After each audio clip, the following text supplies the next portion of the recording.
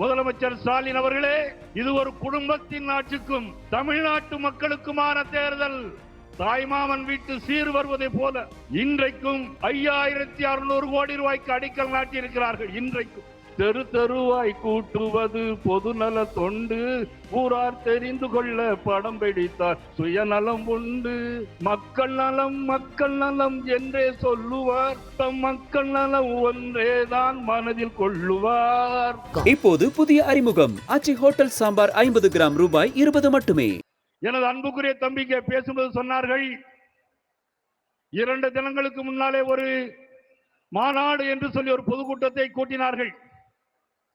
மாண்புமிகு ஸ்டாலின் அவர்கள் பேசும்போது சொன்னார், எங்களுக்கும் தமிழ்நாட்டிற்கும் டெல்லிக்குமான போட்டி இந்த தேர்தல். அவர் சொன்னது தமிழ்நாட்டிற்கும் டெல்லிக்குமான தேர்தல் என்று சொன்னார். நான் சொல்லுகிறேன், முதலமைச்சர் ஸ்டாலின் அவர்களே, இது ஒரு குடும்பத்தின் ஆட்சிக்கும் தமிழ்நாட்டு மக்களுக்குமான தேர்தல்.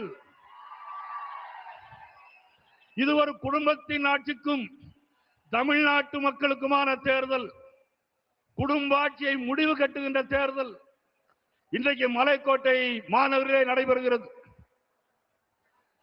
பிரதமர் நரேந்திர மோடிஜி எப்பொழுதெல்லாம் சென்னைக்கு வருகிறார்களோ, பிரதமர் நரேந்திர மோடிஜி எப்பொழுதெல்லாம் தமிழகத்திற்கு வருகிறார்களோ, அப்பொழுதெல்லாம் தாய்மாமன் சீர்கொண்டு வருவதை போல, தாய்மாமன் வீட்டு சீர் வருவதை போல இன்றைக்கும் 5600 கோடி ரூபாய்க்கு அடிக்கல் நாட்டியிருக்கிறார்கள். இன்றைக்கும்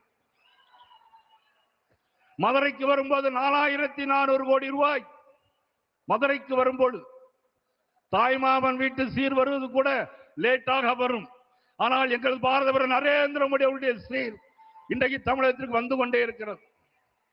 கப்பல் போக்குவரத்துறை அமைச்சர் சர்வானந்த சோனாவால் அவர்கள் 1700 கோடி ரூபாய்க்கு திட்டங்களை தூத்துக்குடியிலே தந்தார்கள்.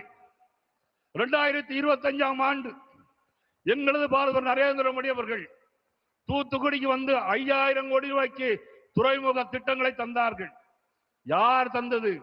பிரதமர் நரேந்திர மோடி தந்தது. யாருக்காக தந்தது? தமிழக மக்களுக்காக தந்தார். மலேசியா நாட்டுக்கு போனாலும் தமிழை பற்றி பேசுகிறார். எங்கு போனாலும் தமிழ் கலாச்சாரம் பண்பாடை பற்றி பேசுகின்ற மாபெரும் தலைவர் நரேந்திர மோடி அவர்கள் இன்றைக்கும் 5600 கோடி ரூபாய் தந்திருக்கிறார். முதலமைச்சர் ஸ்டாலின் கேட்கிறார், என்ன கொடுத்தார்கள் என்ன கொடுத்தார்கள்? கடந்த காங்கிரஸ் திமுக ஆட்சி மத்தியில் இருந்ததை காட்டிலும் 14 லட்சம் கோடி ரூபாய் தமிழகத்தில் தந்த மாபெரும் தலைவர் நரேந்திர மோடிஜி அவர்கள் 14 லட்சம் கோடி ரூபாய் தந்தது நமது பிரதமர் நரேந்திர மோடி அவர்கள் மறுக்க முடியுமா? அது மட்டுமல்ல, இன்னைக்கு ஸ்டாலின் கூட்டத்திலே பேசியிருக்கிறார்கள், எல்லா தொண்டர்களையும் பார்த்து பேசியிருக்கிறார்கள். கிரிக்கெட் போட்டியில் கடைசி பந்து வேகமாக வீசணும் அப்படின்னு சொல்லியிருக்கார். நான் கேட்கிறேன் முதலமைச்சர் ஸ்டாலின் அவர்களை பார்த்து, நீங்கள் வீசுவதற்கு விக்கெட்டே இருக்காது, களத்தில் விக்கெட்டே இருக்காது, எங்க பந்து வீச போகிறீர்கள்? வெகு விரைவில் அதற்கான காரணம் தன்னுடைய மக்களுக்கான ஆட்சி.